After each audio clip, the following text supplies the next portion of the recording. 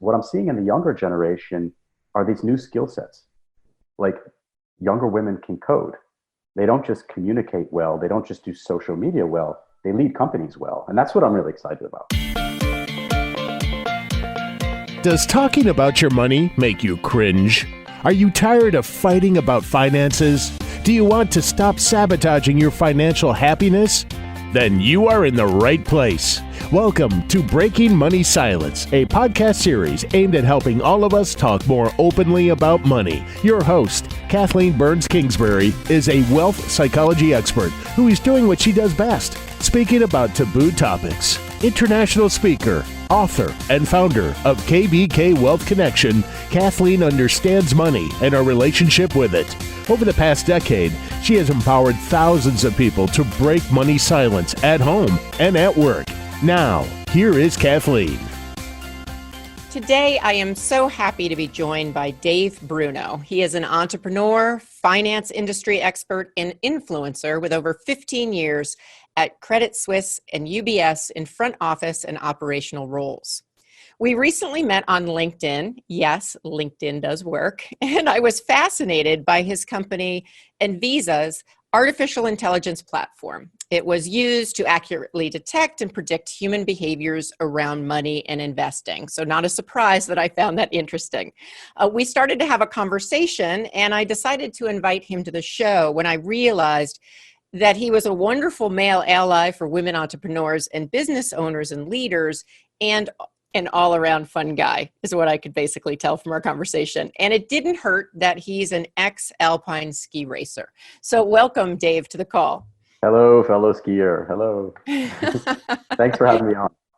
Well, thank you for being here. I'm really excited to listen and learn a little bit from you about your company, but also about your passion about women entrepreneurs and just being an ally. So why don't we start there? I mean, one of the things I picked up in our conversation was that there was this passion that you had for gender equality and for supporting women. And I don't hear that in every conversation I have with a white man about some sort of financial services platform. So tell the listeners a little bit about where that passion comes from. So it's authentic, it's real. It comes from experience. So I was living for 22 years in Switzerland, and the social setup in Switzerland is very different. It's not better or worse, but most of my leaders over the years were women. And so I came back to the US just last year with my family. I'm married, I have 2 kids, and to take care of my mom, who's older and sick. And so I just found it completely sociologically different here. And it woke me up to the fact that there's so much to do. Yeah, it's really interesting because what I picked up on in our conversation, in addition to you really supporting women and that it was authentic, was also almost culture shock around what it was like in Europe and Switzerland versus what it's like here. So can you say a little bit more about those differences? Because, you know, most of our listeners have probably just lived in the United States. Well, I think that Americans are much more vocal about what's happening around them. And so with all the movements that are going on today, I think it's good when people speak up, and we need to listen and also actively participate. And in Switzerland, there's a big cult of women are designed to stay home and men go to work 6 a.m, literally 6:00, and then they come home at 6:00 at night and dinner's on the table. And we just weren't like that. We were never comfortable there. So I was work from home since a bunch of years. I first went to 90% to start helping out, how people call it, with my son. And then I realized helping out isn't what this is all about. And so I reduced to 60% over the years and then left the corporate world and joined a startup where I can work all the time from home and be an active part of life. And so my journey kind of paralleled what I was seeing in Switzerland, and coming back here, I realized, geez, with cars and commuting to offices and the way that things are here, there's really some big things we got to change. Yeah, you know, and I don't know about you. I think you're younger than me. I'm an older Gen Xer, hanging on the cusp. I'm sorry? Turning 48 this week. So. Oh, congratulations and happy birthday. Thanks. So you are younger than me. And so basically one of the things I'm curious about is if you think that there's a generation difference, just in terms of, you just mentioned wanting to, you know, really more than help out with the kids, like raise the kids. Do you think there's a generation difference, or do you think that's just a personal thing that you and your partner decided to do? No, I think there's a big difference coming. So with the boomers, it was very much the matriarch role. That was the role model. And if you went against that role, you were seen as kind of a freak show. And what the matriarchs have turned into is solopreneurs. So I want to tell you a very brief story about my mom and why she still inspires me, and she's my favorite person. So she took 23 years to finish her undergraduate degree. She worked at the local college, which became a university. She started in the mailroom, and she started taking night classes while raising us. And my dad was going to work full time. It took her 23 years. When she graduated, literally the whole auditorium stood up and the president hugged her. It was unbelievable. So the matriarch, the boomers, they really started to show the way. The Gen Y Z guys that I see now, and I want to give a shout out to like Carrie Ann Nadeau. I'll give you a link to her later. Sheena Allen. These are young founders of businesses, and they are just all in on their businesses like you would have thought of somebody in the Mad Men days. And so with mom, that's really impressive. I mean, I think that that's really cool. And so one of the things, as you know, Dave, I do a lot of work around women entrepreneurs, their relationship with money, money psychology. And I'm always curious to get different people's perspective on women-owned businesses. And do they think, or do they notice in your life, whether it's research that you've read or your personal experience, that there's a gender difference in how women run their businesses? And if so, what do you notice that's different than maybe what your typical man or male owner does? Well, everybody has their own strengths, and I don't want to overgeneralize, but I came from the corporate world where the strengths of having a strong rule set, following command, being in control, perfectionism, these things are well suited to women being in senior management positions. And I don't want that to sound belittling. So my women bosses were very good managers. They communicated well with the team. They had everything in control, but they weren't the startup guys, right? So they weren't going that next step of, this is wrong, I want to fix it, let's get rid of these people, automate this. They were more in control of an empire. And what I'm seeing in the younger generation are these new skill sets. Like, younger women can code. They don't just communicate well, they don't just do social media well, they lead companies well. And that's what I'm really excited about.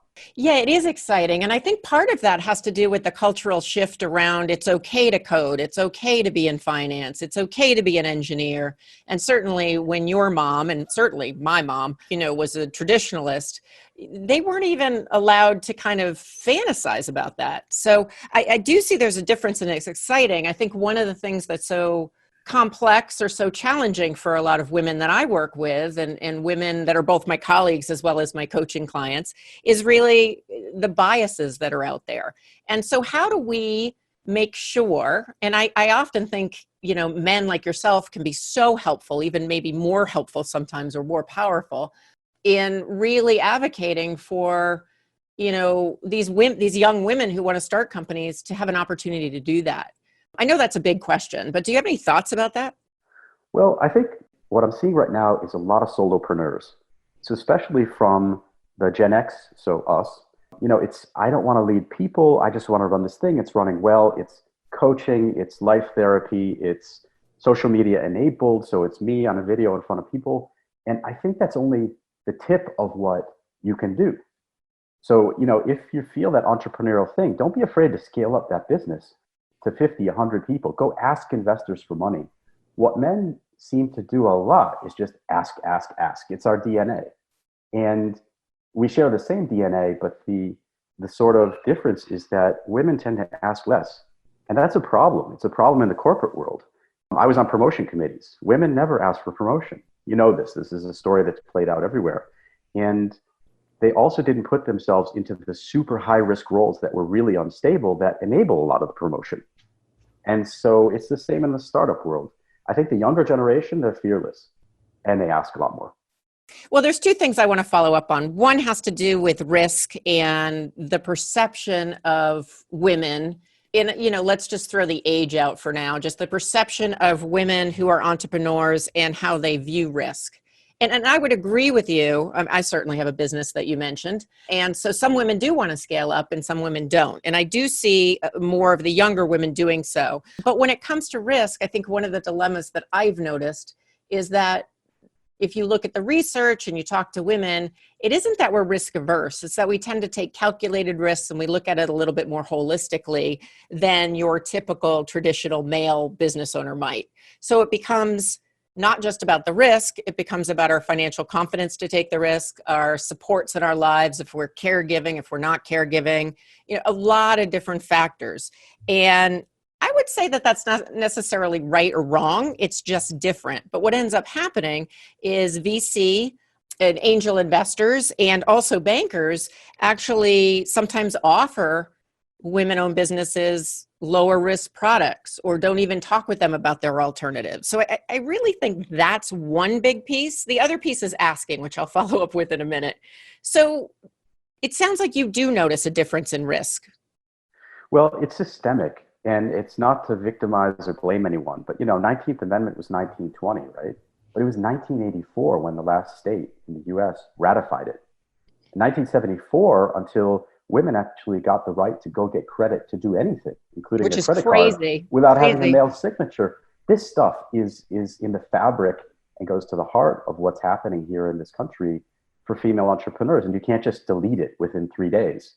So, I don't think it's fair to pick on people for risk-taking or not. I'm just saying what I observed, which is we need to enable the next generation to put on a lot more risk and think big. Yeah, and I think it gets to that issue of asking, because I do believe, as you do and as my listeners do, that there's systematic issues and they need to be addressed, and I'm not saying they don't. But I often think about what can I do as a woman entrepreneur or as a friend, as an aunt, whatever it is, whatever my relationship is, what is it that I can do to help people learn to ask for what they're worth or to ask for funding or to just be bold? I was joking on a conversation I was having this morning at a virtual advisor conference that, they said, why are you so passionate about communication? I was like, well, I think I popped out of the womb having something to say. So it's really about helping people find their voice and communicating that in an effective way. And so I do a lot of work around helping women ask for raises and negotiating and things like that and using their money psychology. What are the tips that you would have for women who are listening in that say, yeah, I am conservative. I am afraid to ask for a promotion or to ask for funding or to scale my business. What thoughts do you have to kind of help them push through that a little bit? Well, there's a book that I really like. It's from Claudia Reuter, who's near here in Connecticut. It's called Yes, You Can Do This. It's all about female entrepreneurship and how you break out of the cycle of I had 2 kids at the peak of my career. I had to take a time out. I can't really get back in. Time for solopreneur. And this can't keep repeating itself. And so she talks about how she now became, group managing director at Techstars by launching a business. And she failed that business. And then she launched another one. And so she wasn't scared to fail. She also has a great husband, and the two of them supported each other. You got to read her book because she's also done conference calls asking for investment from her child's closet, like to not be in the way, right? So the female experience of going raising investment, asking for open APIs and integrate software into your business, it's just different. Yeah, it's definitely different. And I definitely got that book and I'll put that in the show notes. That's definitely something that I need to look at as well as others who are listening in.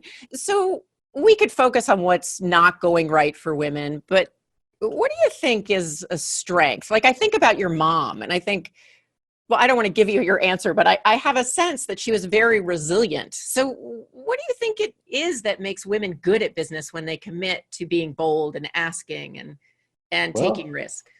The same thing that allowed women to run past me in my first marathon. It's resilience, it's playing the long game, and it is just ability to deal with a lot of pain. I mean, the women who inspire me the most are the ones who've been through a lot. And I've done a lot of extreme sports and skiing and things. And some of the strongest athletes I ever met were women athletes. I used to train with professional women athletes because I could learn a lot more from them about, hey, eat, drink water, take care of yourself. Don't go too fast too early.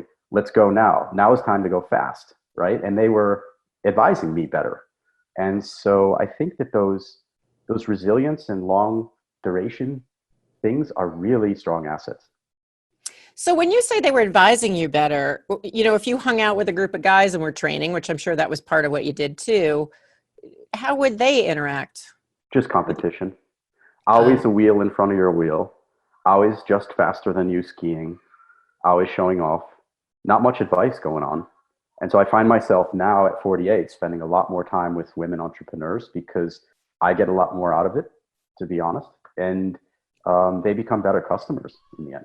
That's really interesting. I mean, it's not surprising, but it's validating that it happens everywhere. And one of the things that I think is a challenge for women is how do you collaborate, and at the same time, how do you put yourself first or be competitive? I'm sure that those female athletes at a high level have figured some of that out.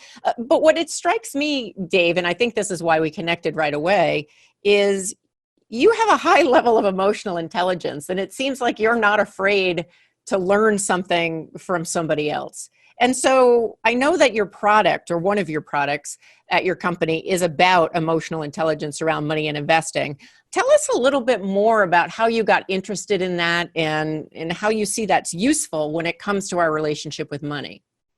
Well, it came from the fact that financial advisors don't have a lot of time to scale up. So they end up talking with just the same clients over and over, the ones who have the most activity and money, raise the most commissions. And so in the lab that I was running back at UBS, our hypothesis was that if you make a behavioral finance connection with people, their behavior drives more than 80% of what they actually do. So why are we talking about investment management and stock picking when what they're worried about is what just happened at home, what's happening in their life? And they may be going through something great, right? Their daughter's getting married, or, there's been a sickness in the family, which isn't something so good. And so they need to plan around these things, and the advisor's coming with, this old school stuff. So the product we built helps the advisor actually understand the other person. Now, I found it fascinating. So I have two reactions to it. The fascinating reaction, because I saw it on LinkedIn, I clicked through. I'm kind of a sucker for a quiz or something. So it was short and it was enjoyable. And it was this, this kind of cool, different platform. And I thought to myself, I both found it fascinating. And then there was part of me that was like, well, wait a second, we're doing emotions using a computer or artificial intelligence. And so there was not that I found the product to be a disconnect, but I can imagine that someone would be like, well, why would you not just connect with your client in person? Why would you use this platform? That doesn't seem very personal. So what is your answer to that? Because I'm sure that I'm not the first one that's thought of that. Yeah, you're absolutely right. And there is a lot of resistance to using technology to measure what should be a human thing. One interesting fact, the computer is much more efficient in reading what's going on in the other person's emotions and telling you that afterwards or in real time. So if you're to watch my facial expression right now, you'll pick up maybe 20% of what's going on emotionally, whereas the computer sees about 80%. It's like a neutral third party that's watching the interaction. The other thing is when you're thinking about retorting, so speaking back to someone, you're processing, and therefore you're not able to express emotion about what the person is saying. And so when you have a static environment where someone can watch an input and you can actually observe what's going on in their soul, because this stuff comes from the reptilian cortex, which is the first part of the brain formed. It's in the middle of the brain. That's kind of what we're reading. And so it's much more authentic in terms of the output. And are you reading that with the facial expressions? Because you look into your computer and there's a camera or something like a camera that's on you as you're answering some questions. Is that how you read the reptilian brain? Yeah, there's two pieces. We let the person self-profile. It's not a personality test. It's not Myers-Briggs. I don't like that stuff. It's more about their inspiration, what gets them up in the morning, what kind of person are they, how are they to be around, and then the camera actually looks at about 60 points on their face moving in real time, and we create an emotional profile of what they're experiencing, which we sync up to the video material in the background. So we can say, during this part, this person was actually really happy. They were joyful. During this part, they looked confused. And this part, they looked a little scared. And that gives another person, like a financial advisor, a really good set of ideas to talk to someone about. Has there been any research with that tool around how women process information relative to money and investing versus men? Or have you, as a company, just not gone there? Oh, we have. First, and it was all by accident. So we created a tool. It's a software tool, and we started testing it with advisors. And then we realized that the people who were taking it up were the women advisors. And just as a human, we're trying to figure out what's going on here. And it's because a lot of the female advisors, which can be as small as 10% of the advisor population, like in the UK, which people think of it as a very advanced market in finance, but in that sense, it's not. So the women advisors were coming to us, and this has continued to this day, and they use the tool pretty intensively. And the second thing is we added something based on advisor feedback, which was, give me this in a spousal situation. So like in Asia, the women tend to drive the financial decisions. They're the CFO of the house. They run the money. And that's within a spousal situation. So the advisor is advising two people who have different beliefs, histories, and happen to cohabitate.